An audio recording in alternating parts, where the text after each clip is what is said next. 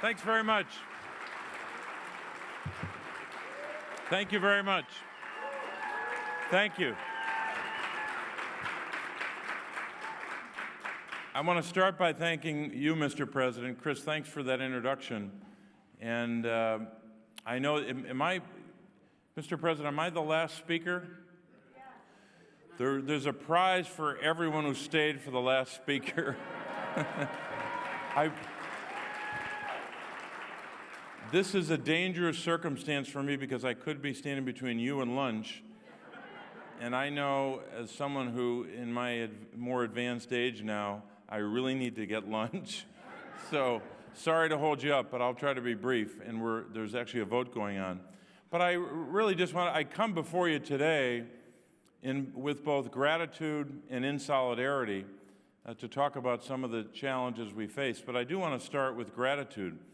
I was saying a moment ago backstage that, and I said this last night, I ran into a couple of your members at an event, and I said, even if you think you know a lot about what you've done to help me, you probably don't know the whole story. Because long before I was a federal candidate, I was a state candidate and was in state government. And the CWA was helping me on so many, in so many circumstances over the years. I'm only allowed to talk about the government engagement we've had, and so I'll limit it to that. But I want to thank you for supporting me as a public official all these years, and I appreciate that. And that goes for the members in Pennsylvania, but all across the nation that are gathered here. So I'm grateful for that. I'm also grateful for the work you're doing every day to advance legislation on so many fronts. And I'll talk maybe only about three in the interest of time. Obviously, as I was coming in, watching a portion of the video talking about the Call Center Worker and Consumer Protection Act, the work you've done to advance that policy, that idea, but also the bill, should not only be mentioned, but I can tell you how much I appreciate that. We would not be able to legislate on something as fundamental as protecting jobs here at home. We wouldn't be able to do that without your help. And this bill, as you know, will protect call center jobs, but it'll also ensure that consumers are protected by placing restrictions on how those jobs would be outsourced outside of the United States. We have to provide constraints. We can't simply throw up our hands and, in a sense, surrender to the outsourcing of jobs. Now, all of our tasks have been made more difficult by a tax code, which over time has made it easier to ship jobs overseas. We all know that. But a 2017 Republican-only tax bill that not only gave away the store to big corporations and rich people in ways I've never seen in my time in the Senate, but also, again, made it easier to outsource jobs to countries all over the world, including countries that would do us harm. So the tax code has to be considered when we talk about protecting these jobs as well. And that leads me to talk about two bills that have come before us, or that I've led on, but we need to bring them before more Republicans. One is to go back to that tax bill, the bill that I voted against, and I would vote against 1,000 more times if I had the opportunity. It was a gross, obscene bill because it gave away so much. It did. Gave away so much to those big companies and gave almost nothing to the middle class. And we could spend more time talking about it, but I won't. I'll just talk about one provision, and that was the provision that ripped away your right as a member of a union to deduct your union dues, and to also to have some tax protection in a sense for expenses incurred in connection with work. And it wasn't just a drafting error. I questioned then Treasury Secretary Mnuchin about his role in that, the administration's role. I thought he might try to say, well, we didn't really do that to unions. It was really the Republicans in the Senate. He took total responsibility for it. So it is the fault of that administration and the fault of Senate Republicans that union members do not have that deduction. So I have legislation to restore it, and we should do that because you deserve to have those union dues deducted. No question, should be no question about it. But here's another, and your president, Chris, mentioned this. Here's another insult to the American people. It's obviously an insult to union members or those who seek to join a union, but it's an insult to every American. I guess some don't feel insulted because they support the policy. But here's the basic problem. You have anti-union campaigns conducted by corporations all across the country. You know this. You've lived it. That's a problem in and of itself. But it's a problem whose scale can't be measured when you consider not only are they engaging in anti-union campaigns funded by hundreds and hundreds and hundreds of millions of dollars every year, but they get a tax break for it. Why in hell? Boo is right. We could use other words, we won't use them here in polite company. But why in hell would we allow this to persist? That a company engages in anti-union activity, a lot of it illegal activity that violates the National Labor Relations Act. And sure, you can bring an action and have the act enforced, but also it's a lot of money spent by corporations for legal activity, something that technically might be legal, but still undermines the right to organize. I would remind you, and I think it's important for our Republican colleagues in the Senate to hear this, because the National Labor Relations Act has not been repealed, thank God. They would probably repeal it if they had the chance, but they haven't done that yet. So it is still the law of the land since 1935. But here's what at the very beginning of the act in 1935, which, by the way, was not a time of tranquility in labor management relations. There were a lot of conflicts back then, as there is today. So it wasn't as if they were legislating in a happy time. They were legislating in a time of conflict, even bloody conflict, on the streets of America. But here's what they said at the very beginning of the act, when they talk about their findings. These are findings of Congress that pass Congress. But then here's the concluding section. I won't read all of it.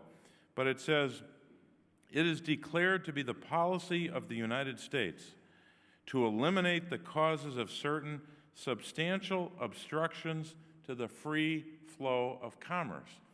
So this bill wasn't designed just to make sure that workers had a right to organize. Of course it was. But they were talking about commerce, economic activity, the flow of goods and services across a big, sprawling country. And that when you don't have a law like this in place, there are obstructions to the free flow of commerce. So it says that, and then it says to mitigate and eliminate those obstructions to commerce, right? When they have occurred by encouraging the practice and procedure of collective bargaining. They didn't say in those words anything about the interference of that activity by corporations.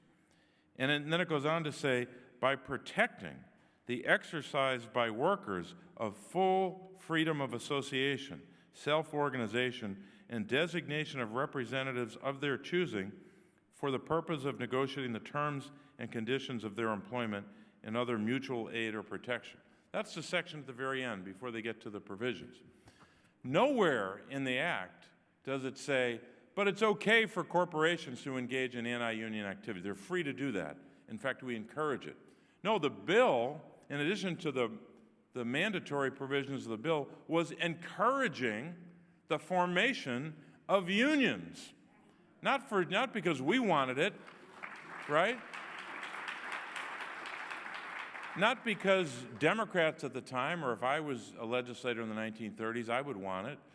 But they were saying the formation of unions, the right to organize, the right to bargain collectively for wages and benefits, helps the free flow of commerce, knocks down the obstructions to the free flow of commerce. So when we talk about the right to organize and to bargain collectively, it's about America. It's about our economy. It's about our ability to have a functioning economy. So, when you interrupt that, or interfere with it, or undermine it, or try to destroy it, as so many big corporations have done, you're not only hurting the opportunity, or taking away the opportunity for people to join a union, you're hurting the economy. You're hurting the American economy as well. The free flow of commerce that so many Republicans in the Senate claim to support, even as they not only support the continuation of this absurd tax provision where you're rewarded under the tax code for anti-union activity, but they also support, unfortunately, the activity itself. And I've seen it in Pennsylvania. I remember going back in the late 1990s to a meeting in Wilkes-Barre where a corporation had sent in a union-busting law firm into Pennsylvania. And I told them that they should pack their bags and go back to California or wherever state they would come from, right? But that was 1998 or 99. The problem is a hell of a lot worse today, and you could cite chapter and verse better than I could. So we've got to make sure that we're making those changes in the tax code to make sure that you don't have that kind of activity rewarded by a tax break, that you don't have the deduction that you've always enjoyed ripped away from you permanently, and we should also make sure, of course, that we're advancing a bill to protect those call center jobs. Last thing I'll say is, and this is kind of the capstone of it, is the ultimate bill to protect the right to organize, the Protect the Right to Organize Act, right? And I'll leave you with that. And I've been instructed by colleagues of mine, or we've all been instructed, not to call it the PRO Act, only because people don't know what the PRO Act is. You know what it is. I know what it is. People in Washington know what it is. But back home, they don't know what that means. But they know what protecting the right to organize is all about. In fact, there's so many Americans who benefit from your labor, your work, not just in your daily work, but your work to protect the right to organize itself. Some of the strongest advocates over many generations now for health care, for raising the minimum wage, to do a number of things to lift people up, have been unions, even when unions already have those benefits that they've bargained for and worked hard for. But unions have lifted all boats by advocating for policy that would help people, even people that weren't members of unions.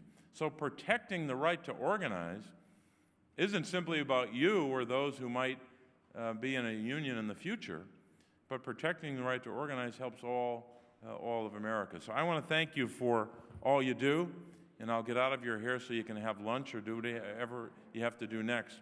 But I would just conclude with the words of great labor organizers, that in addition to working on policy, we've got to be committed anew to that old line, early to bed, early to rise, work like hell, and organize. God bless you.